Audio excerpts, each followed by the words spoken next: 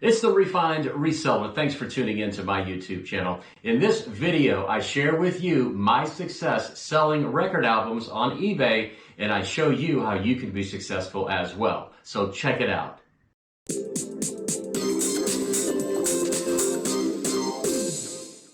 Record albums, which ones to buy, which ones not to buy, and how to go about selling them on eBay. I cover it all in this video, so check it out. But first, please take the time to like this video, subscribe to my channel, and click the notification bell so you'll be notified when I post a new video. About a year ago, I added record albums to my portfolio of things I sell on eBay. I recently bought 300 record albums. I paid $400 for them. I've sold 70 of them and generated over $1,500 in sales. If you're considering selling records on eBay, you must know that sometimes condition is everything, both the condition of the album and the album cover. There's another thing you should know, and that is record grading is not an exact science, and the inevitable element of subjectivity is often a source of dispute, especially when selling records online. However, there is a standard grading system to grade the vinyl and the album cover, and it's designed to help wade through the murky waters of record grading. So let's take a look at it. The first condition is mint, absolutely perfect in every way, never been played and usually sealed. The next condition is near mint. The record has been on a shelf between other records. The vinyl looks glossy and clearly has only been played a few times. There are no marks on the vinyl and the whole package is complete. Next up is excellent, very light marks where the vinyl has been in and out of the inner sleeve a few times and tiny signs of it being played. Next is very good plus. A few further faults are acceptable, but nothing that really compromises the record visually or audibly. A little rub, light inaudible marks, a little background crackle. Next, very good. It's seen a bit of life, but is still usable. Light pops and clicks, an edge split, light visible scratches. You can still listen to it and enjoy looking at it, but it is visually and audibly used. Poor or fair, attempting to listen will be a disturbing experience. Expect major noise issues, skipping or repeating. The record itself is cracked, badly warped, and has deep scratches. The cover is also approaching death. Don't even think about selling it. Now, why I say don't think about it is because record buyers can be very, very picky. It's kind of like the kid who refuses to eat his vegetables. Now, if you sell a record that is not properly graded and the buyer gets it and it's in worse condition than you listed it as, the chances are you're going to get that album back. Now, here's how I go about buying records and getting them at a really low price. If I'm at a garage sale or a estate sale and there are a bunch of albums, let's say 100 or more, I really don't have time to look through all of them. So I'll just rifle through them. I'll check out the condition, the genre of music, who the artist is, and I'll go through a few of them. I'll glance at the sleeve, the front, the back, the edges, and the corners. I'll take the record right out of the sleeve. I'll look at it from a few angles in the best light and get a general idea of the overall condition of the albums. That's so I can make a fair offer based on the actual condition of the albums and not what the seller is asking for them, because most sellers think their albums are more valuable than they actually are. So you went to a garage sale, you bought 100 albums, you paid $50 for the whole lot, that's 50 cents a piece. So now what do? Well, you get home, you look through each and every album, you check out the condition. The ones that are in poor condition, you just throw them away. The ones of little value, instead of selling them individually, you group them in lots according to genre or artist. So let's say you have 5 Elvis Presley albums that are worth $5 a piece. Instead of listing them individually, just put them in a lot and sell them for $25. Now, in that lot of 100 albums that you bought, probably 3, 4, 5, or 6 will sell, and they'll sell for a good price, and you'll make all of your money back just on those 5 or 6 albums. So now you've got your $50 back, and everything else is profit. That's something I recently did. I bought 300 albums. I paid $400. I sold 6 albums, and I got my $400 back on the sale of those 6 items. So now I have 295 albums left to sell. That will be pure profit because I have exactly zero, zilch, zip, nada, nothing invested in any of those albums. I've already made all of my money back, and everything I sell from here on out is pure profit.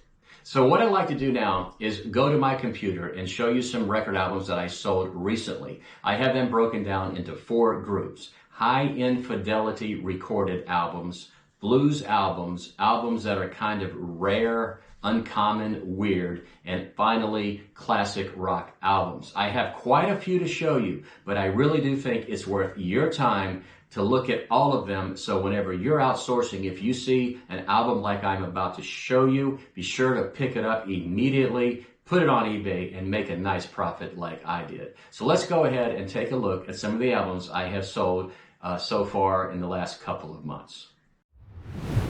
First up are records that are high infidelity records. The first one is this Beck Sea Change double record album, MSFL. That stands for Mobile Sound Fidelity Lab. It's an original master recording numbered album. I sold it for $195.50 on auction. I got 4 bids. Next up is this Beatles White Album from Gem Records Imports. It's a UK press, and I got $75 for selling this album. Again, it's a special recorded album. It's not a standard Beatles White Album. Next, I saw this Weather Report Heavy Weather Record Album. It's a half-speed master, and I got $59.99 for it. Next, I saw the Pretenders record album. It's a Nautilus Super Disc record, and I had it listed for $49.99 and took a best offer of $39.99. Next, I sold Dire Straits Making Movies. It is a Japan import, and I got $40 for it. So that's all of the high-end recording albums. Now let's take a look at some blues albums. The John Coltrane Quartet Plays. Let's see, I got $52.99 for this blues album. Then I sold this John Coltrane Blue Train. I got $29.99 for it. And I sold this John Coltrane album for $22.49. So put John Coltrane down on your list and start looking for these albums.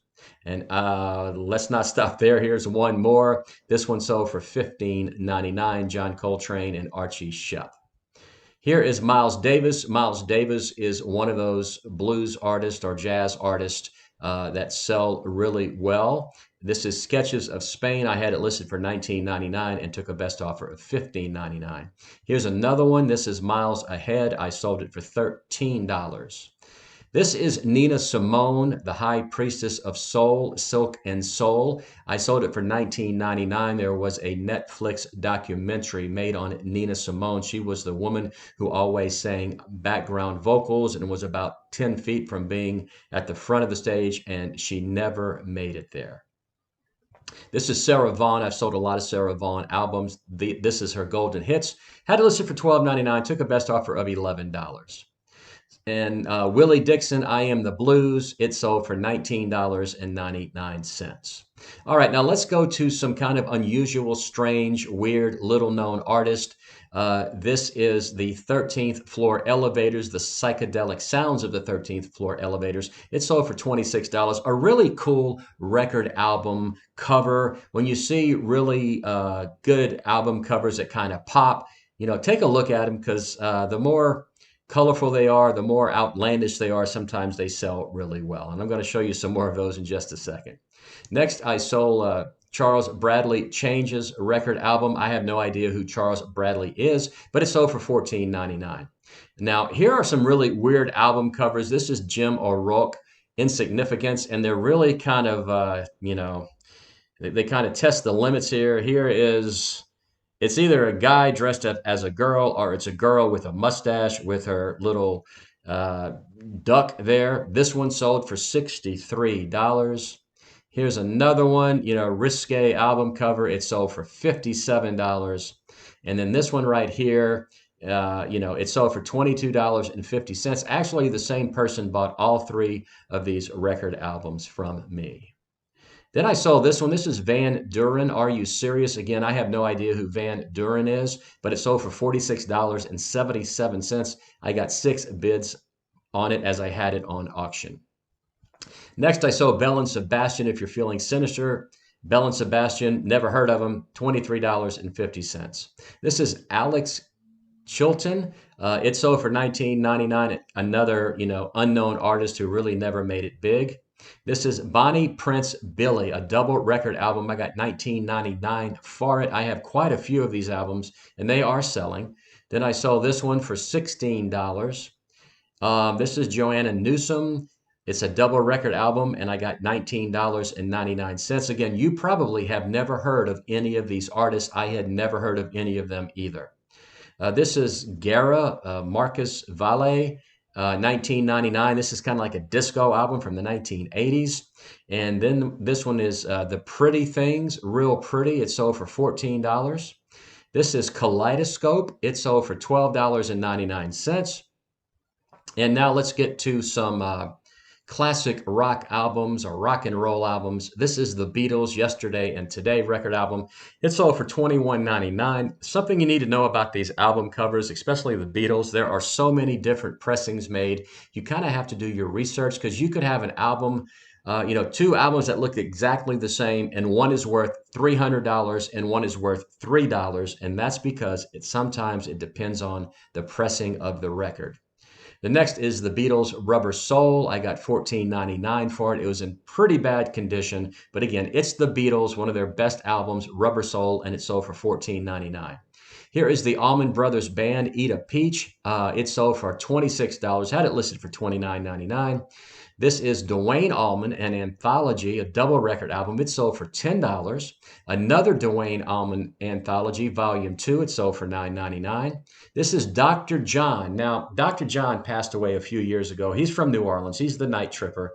And I sold this one for $33. I sold this one for $19.99. I sold this one for $15.99. And I sold this one for $15. That's 4 Dr. John albums. If you see them, pick them up. The Beach Boys double record album, Friends and Smiley Smile. It's a gatefold. It sold for $19.99. Here's a very similar one, very similar cover. It's not the same album. It is a double album. I sold this one for $14.99. Then I sold David Bowie, The Man Who Sold the World. Had it listed for $29.99. Took a best offer of $26.99.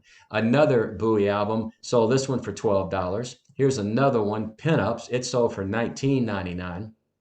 This is Led Zeppelin, Presence. It sold for $24.99. Here's another Led Zeppelin album. The song remains the same. It's a double album. Had it listed for $24.99. Took a best offer of $18. So when you see Led Zeppelin, when you see David Bowie, when you see those types of albums, pick them up. They do sell. The Kinks, Percy soundtrack. This is going back to 1971. It sold for $32.99. Another kind of risque album cover. Really nice album cover art. $32.99. Here are the Kinks again, Kinda Kinks. It sold for $10. This is Bruce Springsteen, The Ghost of Tom Joad. I had never heard of this record album before. From 1995, it sold for $19.99. This is Jerry Garcia, self-titled, The Grateful Dead, $14.99. This is the Rolling Stones, Exile on Main Street, a double record album. It sold for $32.99. This is Rod Stewart. I don't know if I've ever seen this one or not. A nod is as good as a wink to a blind horse, whatever that means. It sold for $14.99. This is the band The Last Waltz. There are 3 records in this album. I have sold a number of these. This one sold for $49.99. I put it on auction and I got 2 bids. Here's another album by the band, self-titled. It sold for $10. Next, I sold this Big Star record album for $17. There's a documentary on Netflix about Big Star. Then I sold Fleetwood Mac, Kiln House. Had it listed for $14.99, sold it for $10. Again, really nice artwork. This is not a common Fleetwood Mac album. This is from the very early years of Fleetwood Mac, 1970. Then I sold the Flaming Lips for $19.99. And this is Nick Cave and the Bad Seeds. You probably have seen Peaky Blinders on Netflix. He does the theme song to that, and it sold for $29.99. Then I sold Michael Jackson a lot of 2 record albums, Got to Be There, and the Jackson 5, got $15 for the 2 of them. Then I sold this one. This is Nina Hagen. She is a punk rock singer from 1983. Punk rock sells really well. It sold for $9.99. Then I sold Curtis Mayfield, Superfly. I sold it for $17. So that's all the record albums I have to show you. Take a look again if you need to. Write some of them down and just get them in your memory so when you're out garage selling, you can find some of these albums just like I did.